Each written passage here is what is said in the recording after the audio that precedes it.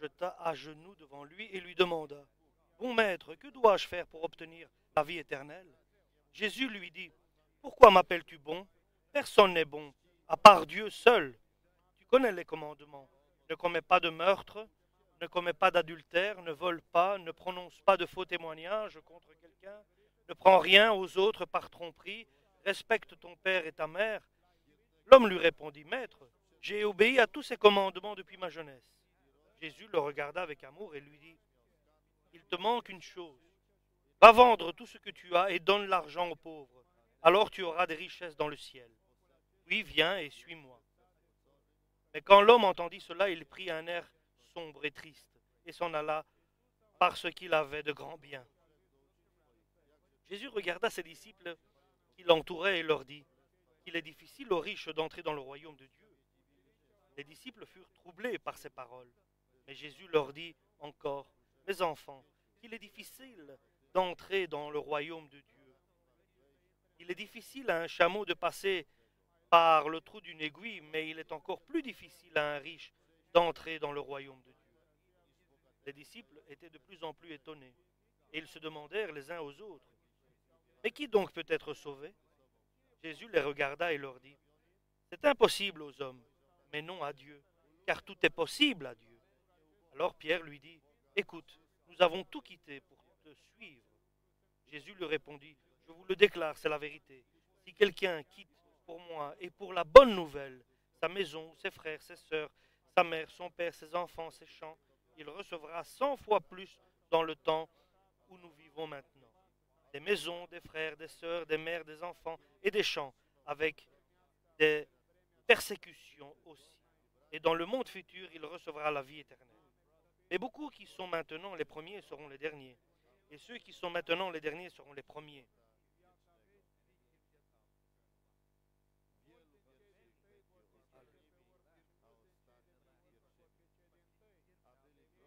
Ils étaient en chemin pour monter à Jérusalem.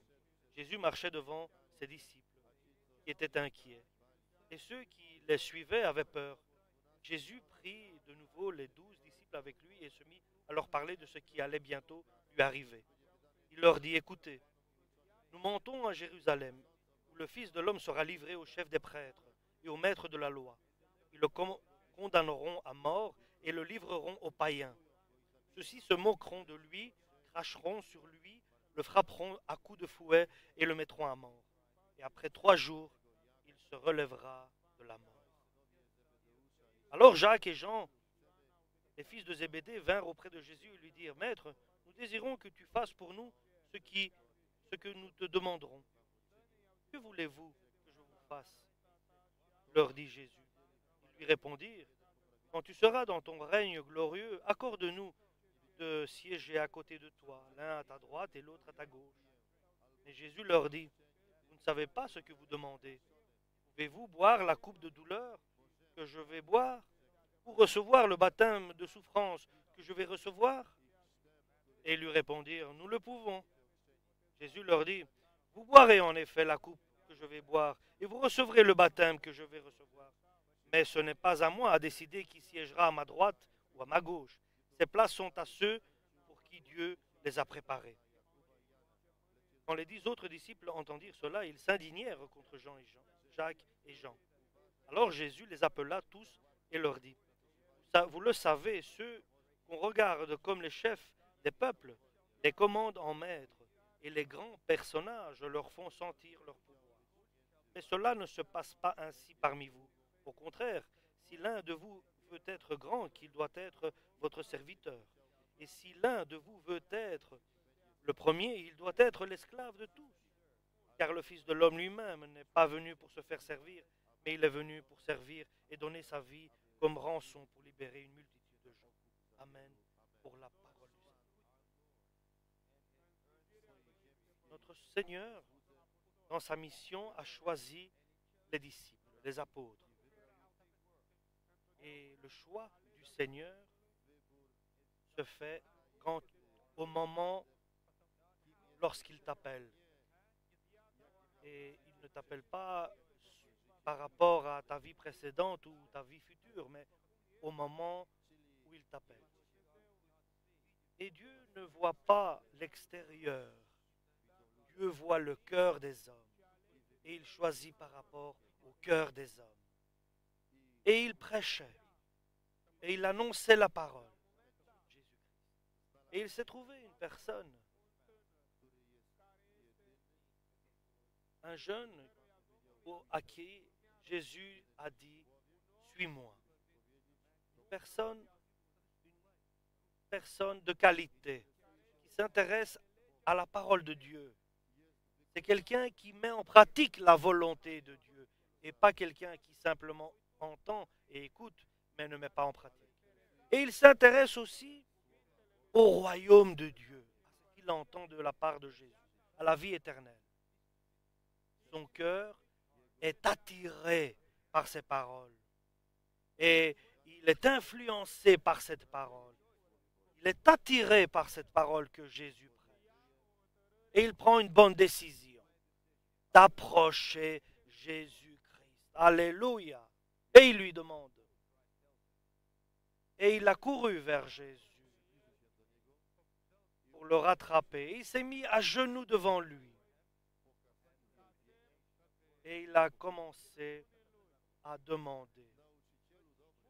Bon maître, que dois-je faire pour hériter de la vie éternelle, celle que tu prêches et que tu annonces et que tu évangélises? Jésus regarde son cœur. Il voit son cœur. Et cette personne aurait pu devenir un disciple et même un apôtre de Jésus. S'il arrive à le persuader de prendre la bonne décision, de choisir exactement ce qu'il faut. Son choix sera décisif et qu'il comprenne ce que Dieu désire et veut de sa part. Tout est bien dans sa vie, mais il y a une chose qui lui manque.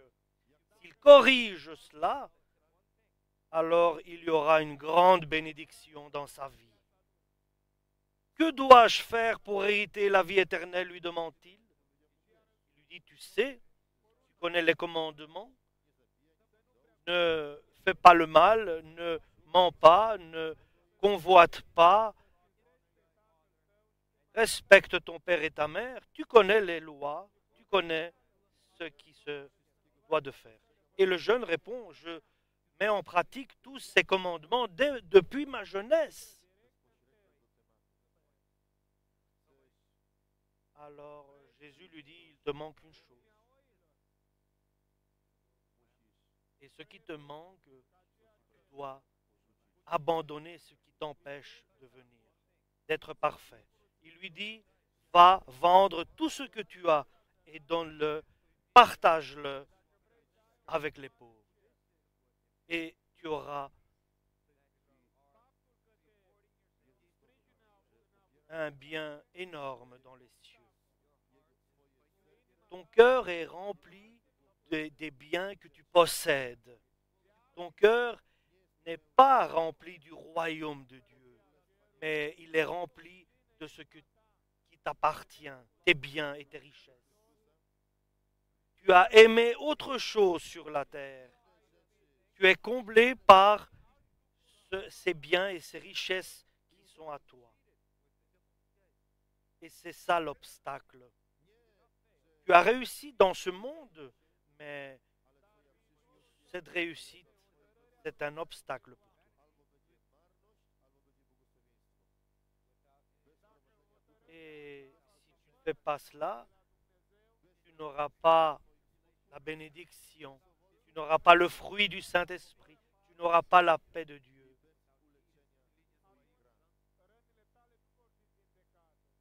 C'est une décision que tout dépend de cela. Il y a une décision importante. Peux-tu aller vendre tout cela et donner aux pauvres pour que tu aies une richesse dans les cieux? Et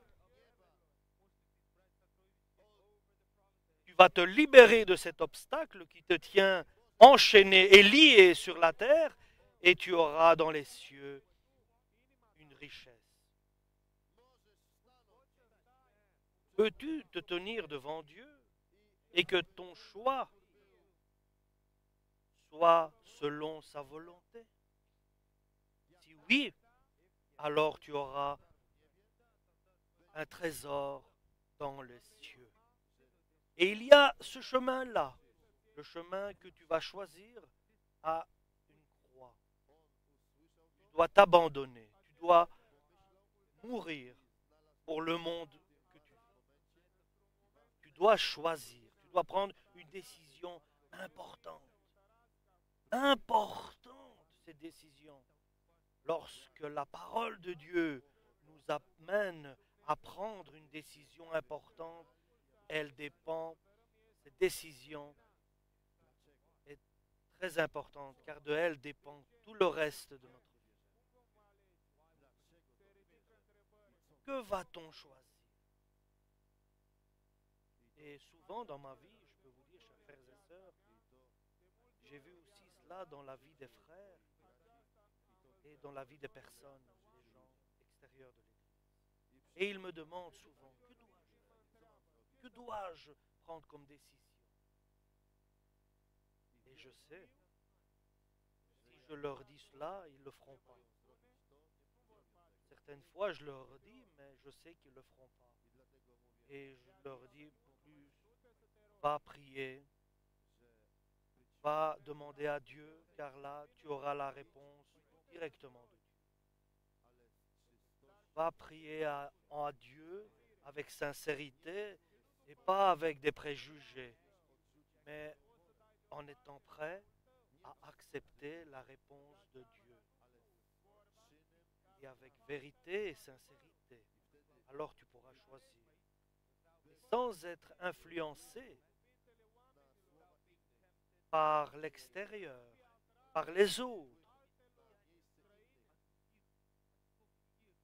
sans être influencé par ce que tu vois, par ce que tu regardes.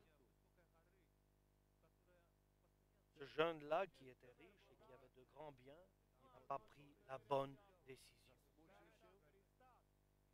Il attendait que Dieu lui parle différemment. Il ne pensait pas que Dieu allait lui parler ainsi. Il attendait que Dieu lui dise autre chose, qu'il puisse garder dans son cœur ses biens et ses richesses. C'est pour cela, il s'est retourné tout triste et il s'est en allé. Il a perdu la richesse et le trésor céleste. Il a perdu ce qui était éternel pour garder ce qui est provisoire.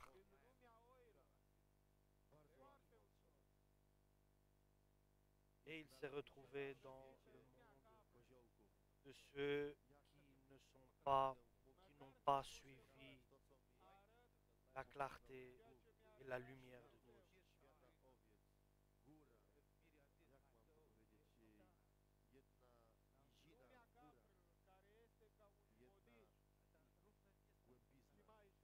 Le monde était pour lui.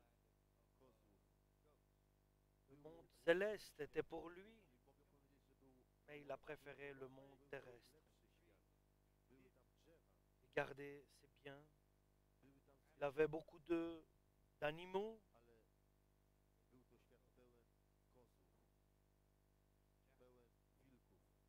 Et il est resté parmi ceux qui ne sont pas pour hériter le royaume de Dieu.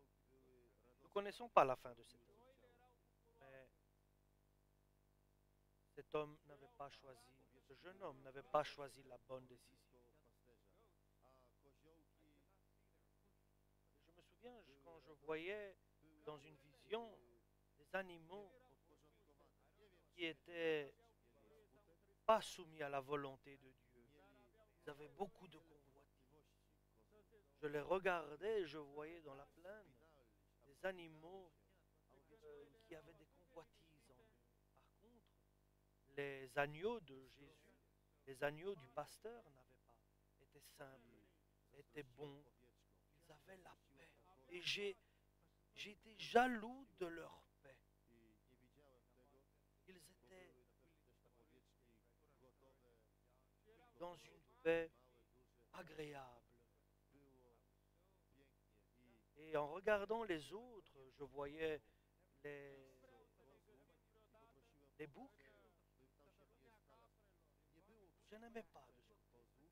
Mais du côté des agneaux, il y avait la paix, une tranquillité agréable.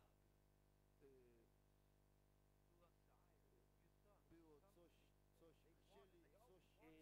ceux qui n'étaient pas du côté des agneaux, ils avaient beaucoup de convoitises. Ils voulaient toujours ceci, ils voulaient toujours cela, ils voulaient monter sur des arbres, manger les feuilles, ils voulaient toujours, ils désiraient quelque chose. Par contre, de l'autre côté, les agneaux étaient assis par terre, couchés, et leur pasteur était là. Il avait entre les mains un bâton de berger, il avait un grand bâton de berger qui était très grand. Et il était là, et les agneaux étaient en paix. Une paix agréable, un calme qui était agréable. Et il n'y avait pas de, de soucis, mais il y avait la paix parmi les agneaux. Et je voyais la joie en eux. Et ce jeune a perdu tout cela parce qu'il n'a pas pris la bonne décision. C'est une grande erreur de sa part de ne pas prendre la bonne décision, ce que Jésus lui propose. Et bien sûr, les disciples de Jésus ont pensé des choses en eux et ils ont dit parmi eux, entre eux, il est difficile pour ceux qui ont de l'argent de rentrer dans le royaume de Dieu. Et ils se sont regardés entre eux, ils ont dit, mais nous, qui parmi nous peut être sauvé? Parce que nous travaillons, nous exerçons un métier pour pouvoir survivre. Qui parmi nous sera-t-il peut-être en dehors du royaume? Et Jésus leur dit, l'espoir que tu as, la confiance que tu mets dans tes biens et dans tes richesses, c'est ça le problème. Et ils disent, mais nous t'avons suivi et nous avons tout abandonné. Oui, vous êtes venus dans le monde des agneaux. Et écoutez, il n'y a personne, leur dit-il, qui va laisser derrière lui maison, des frères, des pères, mères, enfants, pour moi, et qu'ils ne reçoivent pas ici sur la terre 100 fois plus. Ce jeune a perdu tout ce que Jésus vient de citer. Mais nous le savons, ce qu'il aurait hérité s'il aurait abandonné et donné et exécuté et honoré les paroles de Jésus. Et nous savons que tu hériteras.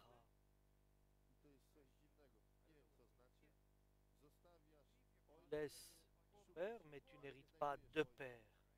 Il n'est pas marqué des pères. Mais tu trouveras des mères, des enfants, des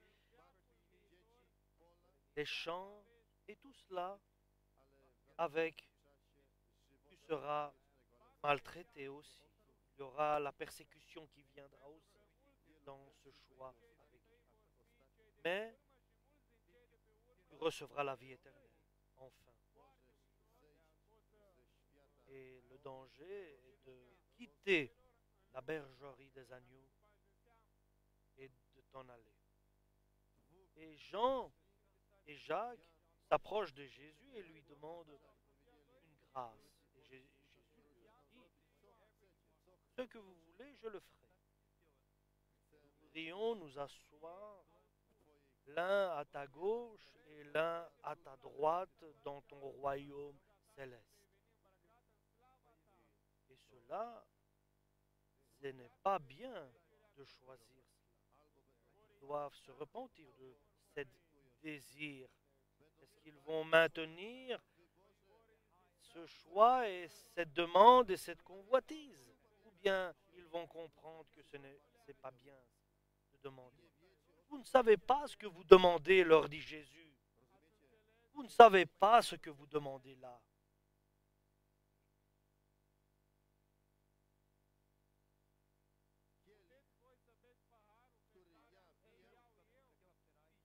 Pouvez-vous boire la coupe de douleur que je vais boire? Le baptême de souffrance que je vais recevoir, vous pouvez le faire aussi?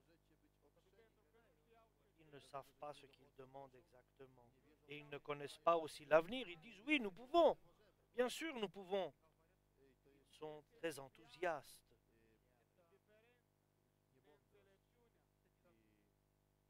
Ils ont un enthousiasme qui les fait dire n'importe quoi.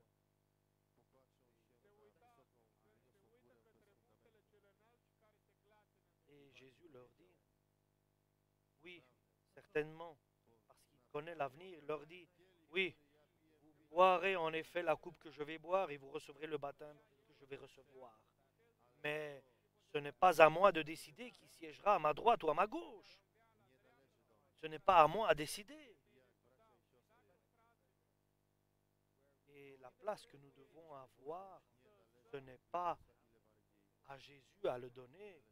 Combien comprenez-vous? C'est de prendre des décisions nous-mêmes. Puisque cette décision, ni Jésus ne la prend pour Pierre, pour Jean et Jacques. C'est Dieu le Père. Mais à ceux qui a été préparé par Dieu le Père. C'est à ceux qui ont été préparés par Dieu le Père. Donc les places, Dieu a préparé ces places pour l'avenir. Dans le monde des agneaux, il nous a préparé. Si tu restes dans le monde des agneaux, tu recevras en centuple de la part de Dieu, parce que ça a été préparé par Dieu le Père. Dieu a préparé ton avenir et personne ne le connaît. Ni Jésus peut choisir une place pour toi. Et c'est le Père qui a préparé une place pour chacun qui lui revient. Donc, il est très important de préparer pour moi-même quelque chose et qui n'a aucun rapport à ce que Dieu a préparé. Il est très important de le comprendre, que notre vie dépend de la volonté du Père éternel, pour que nous puissions bénéficier ce que Dieu a préparé pour chacun de nous. Il est terrible de prendre des décisions et des décisions en demandant au Christ, à Jésus-Christ, le Fils de Dieu. Et je vais le répéter. Combien il est important que je prenne des décisions pour moi-même en utilisant la parole de Dieu. Vanité sera pour celui qui prend cette décision. Mais celui qui reste jusqu'à la fin sera sauvé. Alléluia. Que désire Dieu? Que nous le laissions guérir notre cœur, soigner notre cœur et qu'il nous dirige, qu'il nous console. Alléluia. Et quatrièmement, et qu'il nous encourage dans nos peines et dans nos souffrances. Et qu'il nous donne sa paix à lui. Alléluia. Et sixièmement, qu'il guérisse nos douleurs, nos blessures, qu'il nous soigne. Alléluia. Et qu'il nous prépare pour ce qu'il a donné. Il a déjà préparé quelque chose pour toi. Ne le perds pas par tes propres décisions et convoitises. Laisse Dieu le Père Tout-Puissant, béni soit son nom, qu'il te dirige, qu'il te soigne, qu'il te console, qu'il t'encourage, qu'il te réconforte. Ne cherche pas tes propres volontés qui peuvent être contraires à la décision de Dieu. Dieu a préparé pour toi son royaume. Alléluia. Mais ici, Jean et Jacques, nous sommes des enfants assez bruyants et nous ne pouvons pas avoir ces places à côté de toi, Jésus. Non, Jésus. Ces places sont réservées à ceux que Dieu a préparés. Et les autres 10 apôtres qui ont entendu cette demande, Jésus les a appelés tous les 12 pour leur parler. Le monde dans lequel nous sommes est tout à fait différent dans le monde extérieur qui nous entoure. Et les personnages qui sont grands font sentir leur pouvoir sur les autres. Mais dans le monde des agneaux, les choses sont différentes. Il n'y a pas de commandant et de chef, mais il y a des serviteurs et des esclaves, avec le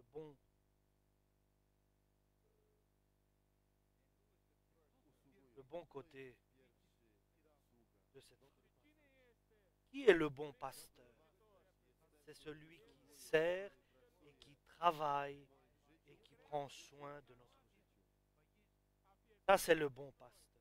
Il n'y a pas d'autre qui s'occupe de nous, qui prend soin de nous.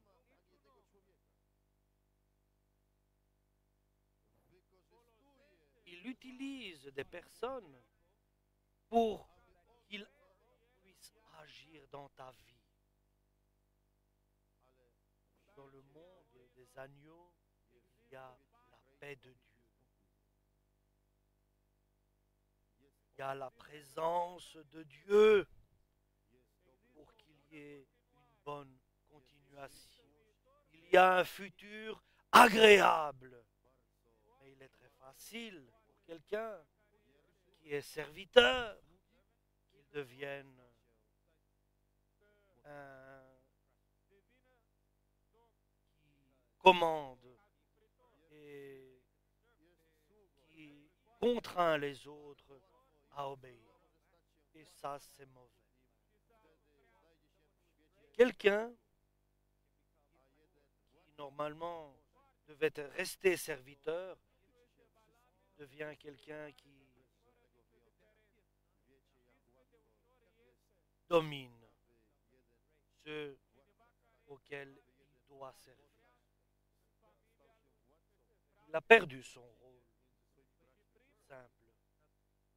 Et attention, celui qui pense qu'il est premier et qui domine, que Dieu nous protège de ces manières de faire. Restons simples, restons un agneau de Jésus-Christ. Nous avons un pasteur, un Père éternel tout-puissant et un Saint-Esprit. Alléluia.